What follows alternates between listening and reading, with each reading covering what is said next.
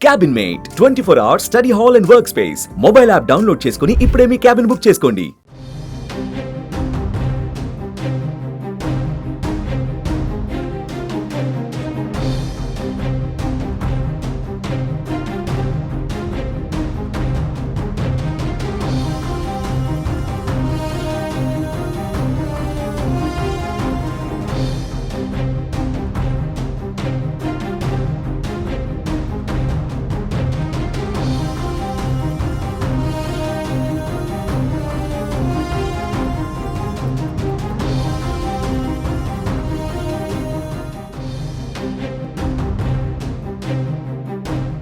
ఆస్తులు అంతస్తుల కోసం మనిషి జీవితాన్ని పణంగా పెడుతున్నారు ప్రస్తుతం.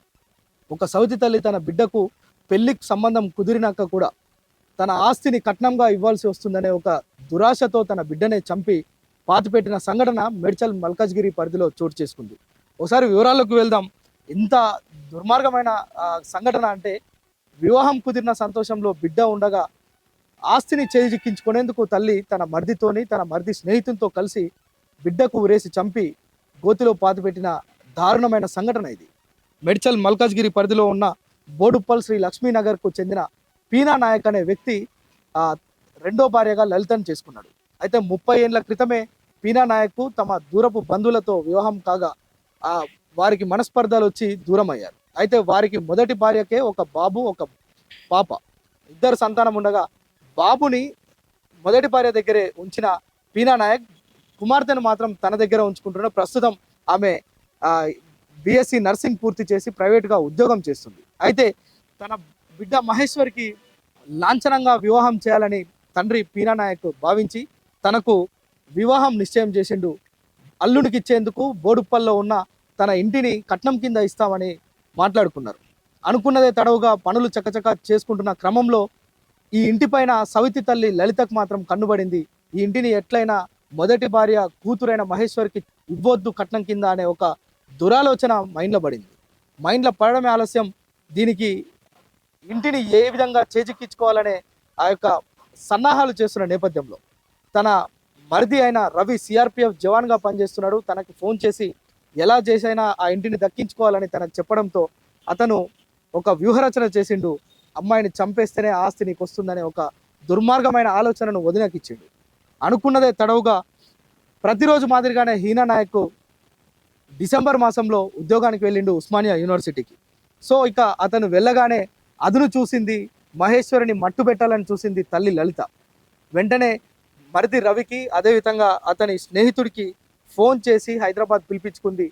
ఇంట్లో ఉన్న తన బిడ్డను చున్నీతో ఉరివేసి ముగ్గురు కలిసి హత్య చేసిరు. ఈ యొక్క ఘటన మొత్తం ఎవరికి మూడో కంటికి తెలవకుండా జాగ్రత్త పడ్డరు. ఇది ఎవరికి కూడా తెలియదు అనే ఒక ఆనందాన్ని కూడా వారు ఎంజాయ్ చేసిన పరిస్థితి. కానీ డ్యూటీ నుంచి వచ్చిన హీనా నాయక్ కూతురు గురించి ఆరా తీసిండు. ఏది తన కూతురు ఎటెళ్ళింది అని అడిగితే తాను ఇష్టం లేని పెళ్లి చేస్తున్నావు, తను ఎవరితోనో లేచిపోయింది అని అతన్ని కూడా నమ్మించే ప్రయత్నం చేసింది లలిత. కానీ చెప్పింది కానీ అతన్ని 3 నెలలు అంటే ఈ విషయం బయట తెలిస్తే పరువు పోతుంది, ఇది ఎట్టి పరిస్థితుల్లో కూడా బయటికి వెళ్ళొద్దు అని చెప్పి అతన్ని కూడా బెదిరించి అదిరించి ఇంట్లోనే ఉంచింది. కానీ 4 నెలలు గడుస్తుంది. డిసెంబర్లో జరిగిన సంఘటన ఇప్పటికీ 4 నెలలు అవుతున్నా తన బిడ్డ ఆచూకీ తెలియకపోవడంతో పీనా నాయక్ మేడ్చల్ పోలీసులను సంప్రదించిండు. మేడ్చల్ పోలీసులకు విషయాన్ని చెప్పడంతో పోలీసులకు లలిత మీద సందేహం వచ్చింది. ఇంకేముంది, డౌట్ రావడమే ఆలస్యం. లలితను తీసుకెళ్లి విచారణ చేపట్టడంతో తమదైన శైలిలో పోలీసులు విచారణ చేస్తే జరిగిందంతా కక్కేసింది. కేవలం బిడ్డకు కట్నంగా ఇద్దామనుకున్న ఇంటి మీద ఆశపడ్డ లలిత తనను చంపి ఉమ్మడి నల్గొండ జిల్లా పరిధిలో ఉన్న శాలిగౌరం గ్రామంలో పూడ్చిపెట్టింది. ఈ విషయం అంతా పోలీసులకు ఒకటొకటిగా చెప్తుంటే పోలీసులే నివ్వరపోయిన పరిస్థితి.